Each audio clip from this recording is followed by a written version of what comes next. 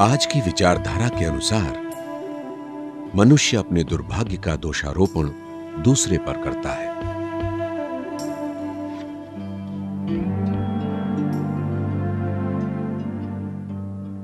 परंतु कर्म सिद्धांत अथवा कारण और प्रभाव के सिद्धांत के अनुसार यह बात स्पष्ट हो जाती है कि हमारे साथ घटने वाली अच्छी या बुरी घटनाओं का कारण क्या है, तथा अपने जीवन को श्रेष्ठ और निर्विघ्न बनाने के लिए हम क्या कर सकते हैं। न्यूटन का तीसरा सिद्धांत यह कहता है कि हर क्रिया की समान और विपरीत प्रतिक्रिया होती है। क्राइस्ट ने भी यही कहा है कि हम जो बोते हैं वही काटते हैं।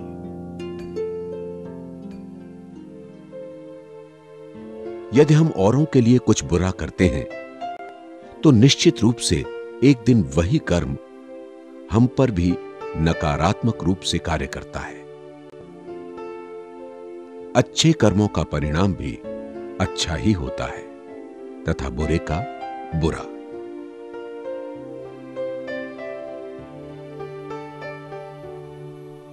कर्म सिद्धांत को पूर्ण रूपेण समझने के लिए हमें पुनर्जन्म के सिद्धांत को समझना भी अति आवश्यक है।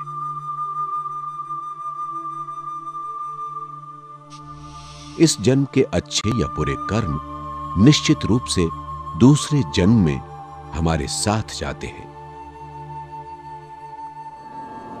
वास्तव में हमारे साथ जो कुछ भी हो रहा है वो हमारे ही अतीत के कर्मों का फल है।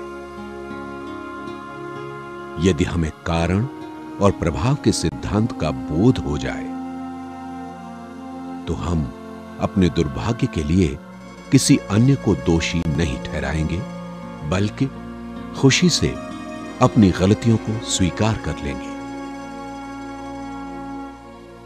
इसके साथ ही हम और भी बहुत सारे रहस्यों को सहज ही समझ जाएंगे। जैसे क्यों कोई व्यक्ति जन्म से ही धनवान और स्वस्थ जबकि दूसरा निर्धन और बीमार होता है। कर्म सिद्धांत का ज्ञान हमें हमारे अतीत के कर्म खाते को चुकता करने में मदद करता है तथा भविष्य के लिए श्रेष्ठ कर्म करने की सबल प्रेरणा देता है। अब हम जो भी करेंगे वही हमें भविष्य में प्राप्त होगा।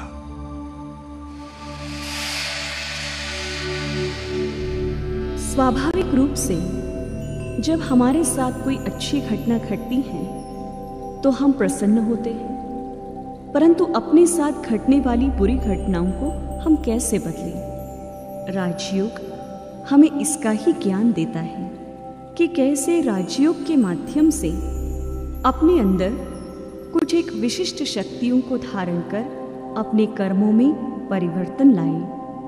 कर्म का परिवर्तन ही हमारे भाग्य का परिवर्तन है।